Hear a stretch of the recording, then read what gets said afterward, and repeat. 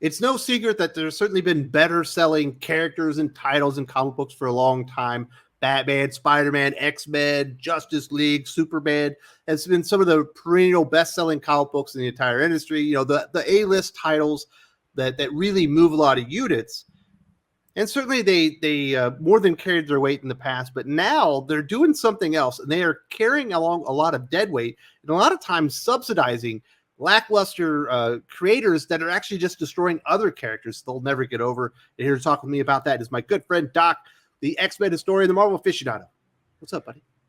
What is going on, brother? Oh, Welcome. not too much. It's just something I've noticed. It's certainly been out there for a while. There's certainly been a section, specifically at Marvel, is where I think where it first happened, where you had this big old chunk of comic books that weren't selling, with just the most dog shit comic book creators, with lame ass new diversity initiative characters that we're never going to get over.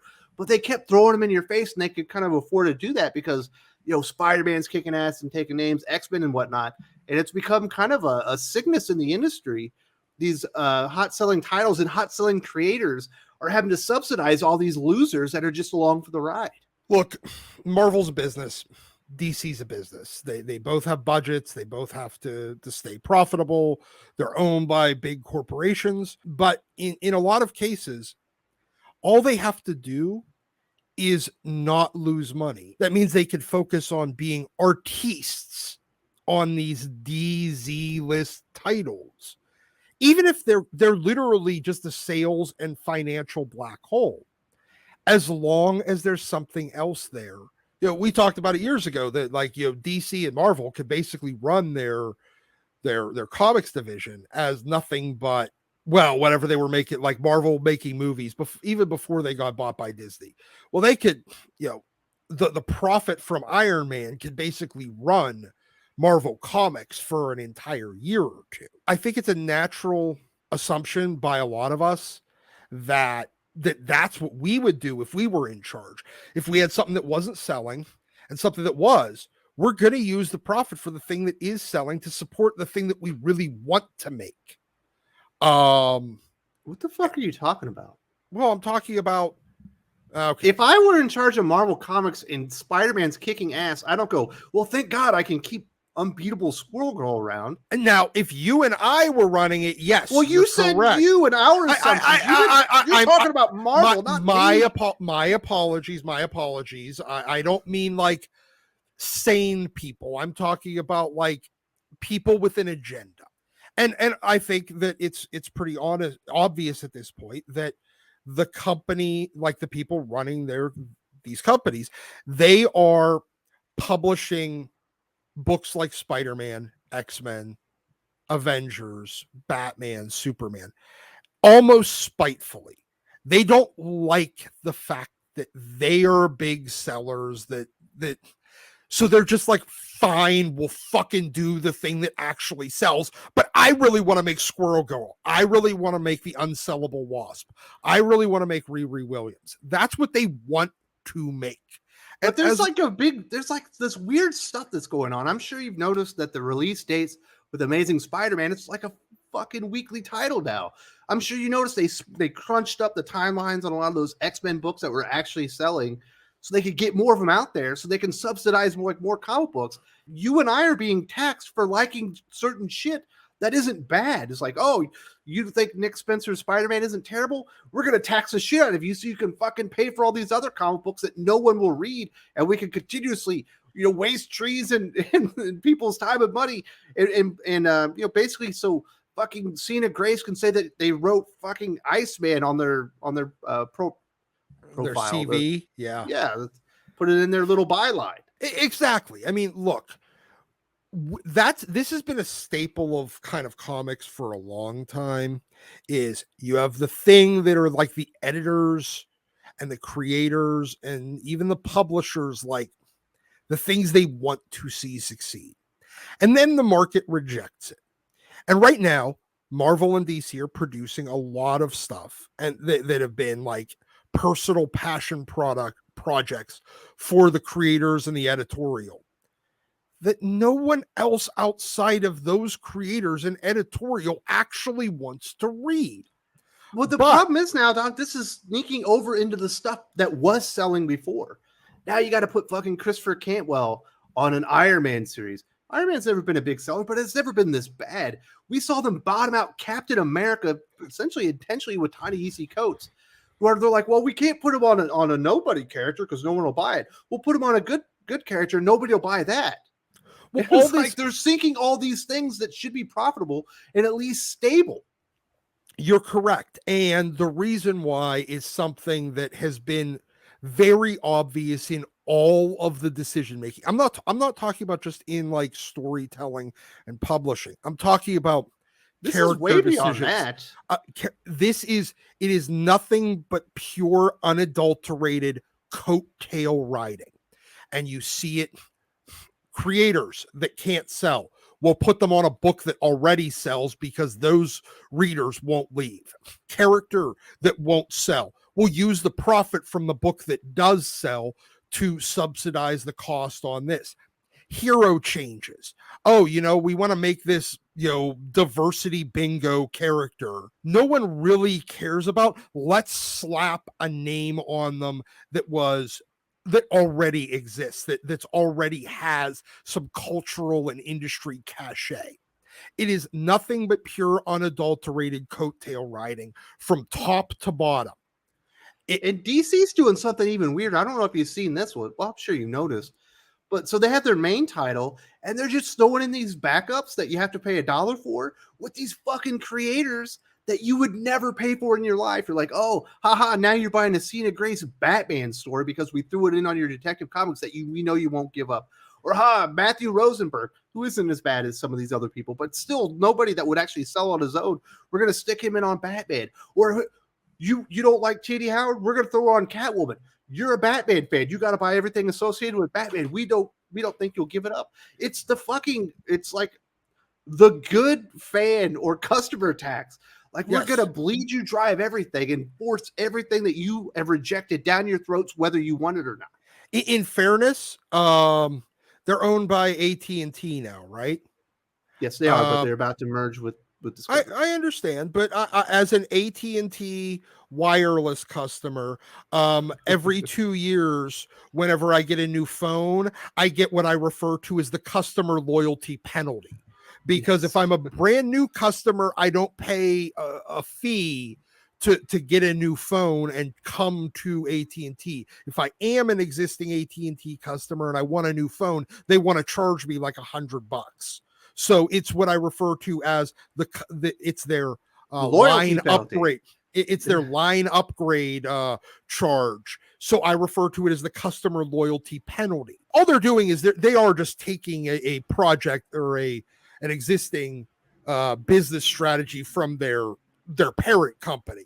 But they've been doing this for a while. And honestly, Marvel, remember around the legacy time when they did all the legacy stuff, they started doing all the same thing with a bunch of Z-list nobody creators getting backup stories in all the, literally it's like looking at DC right now is just looking at Marvel in the 5 to 7 years ago range. Yes. Everything that DC is doing right now is the stuff that failed to work at Marvel by the same people. Now the only people we're missing are that menstruation comic lady. Gabby Rivera. No. Well, Gabby Rivera and the menstruation comic lady, the one that asked me about my feminist gender. Yes, Chelsea Kane. Yes, I almost said Green, but that's yeah. So those are basically the only two we're missing from that era at this point. And at the rate we're going, give it until the end of the year, both of them will have written something. All you're doing is watching DC fail at copying Marvel's homework from 5 to 7 years ago.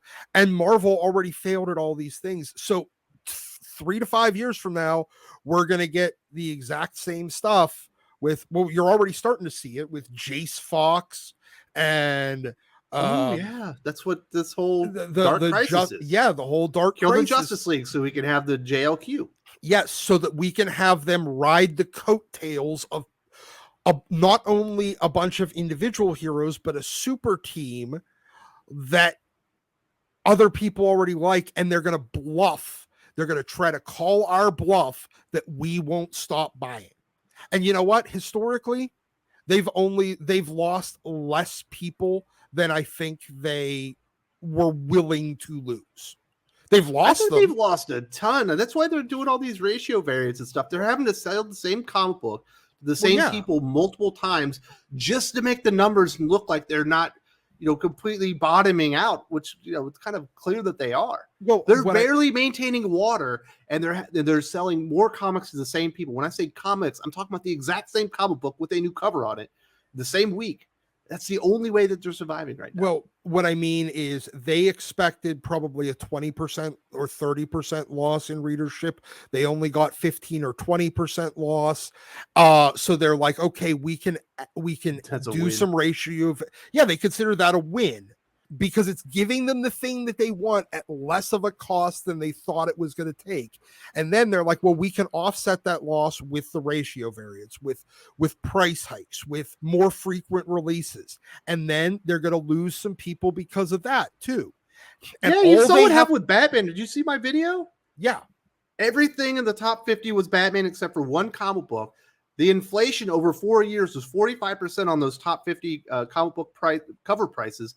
They essentially priced every other comic book character in the DC Comics universe out after Batman because they knew that was the only character they could sell. And they just throw these shitty writers on all of them. Well, all they need to do is their whole goal at this point is to keep the vicious cycle of reader loss, price increases, and variant scheme increases below terminal velocity where they can no longer control it.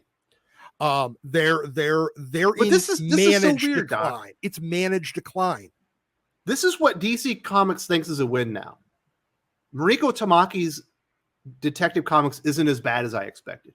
Correct. Shit, we nailed it. Hit that one out of the park. Yeah. Just simply not being absolutely unreadable is considered a success at this point. And that's where Marvel is too. You can't say that Marvel's really all that much better.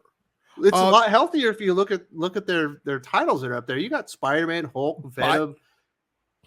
But the big difference is Marvel is able to do it because, and I am prime example number one. You are prime example number one of a DC fan. I am a straight up fucking Marvel zombie. And it takes a lot more for Marvel fans to say fuck it than it takes for DC fans. DC's trying the same shit. They're getting hit worse because you are a more discerning audience. Yeah, that's why they've taxed the Batman fans. They know that those are the ones that really won't walk away. So now we're just going to tax the shit out of you for liking Batman. Yeah, because we're going to take every piece of love and joy you've ever had for the character or the medium. We're going to suck it all out of you through your wallet. Yes, because Batman is the closest thing to Marvel zombie that DC could ever really achieve. And it's one of the reasons why he kind of fits better. Cena Grace and Vita Ayala and fucking Leah Williams and Mariko Tamaki can all say that they wrote a fucking Batman comic now. It's hey, it's in my byline. It says I wrote that stuff, and I got to say I wrote a best-selling comic book. Well, congratulations, but you fucking killed the industry in the process. Well, they don't give a shit. All they're doing is using it as a stepping stone to try. Because they want to write a book or a fucking movie or something. Yeah, they want their one, shot at a Netflix getting in a Netflix writer's room, because basically all of them saw what Brian K. Vaughan did 15 years ago when he got on to season 4 of Lost, season 4 through 6, and basically left comics other than Saga, and they all want that. That's it. Do they want what the Fractions got? Because Mr. and Mrs. Sudaconic, they decided to go for greener pastures, and now they can't sell a comic book. Which is good because they both suck the entire time. But hey, listen, Doc, this is the state of comic books. This is what we're being fed. T. Franklin got to write a Harley Quinn comic book associated with an HBO Max television series because she's black, autistic, disabled, former sex worker, lesbian. That's all that matters now. It doesn't matter could she write a comic book. Yeah, because all it is did you hit the diversity bingo? Bingo. That's That was it. really loud. Sorry. If you would like to learn just how bad it can get under T. Franklin, I did this video just the other day about Harley Quinn Eat, Bang, Kill Tour. This thing is worse than you could possibly imagine. My words do not give it justice on just how bad this thing is.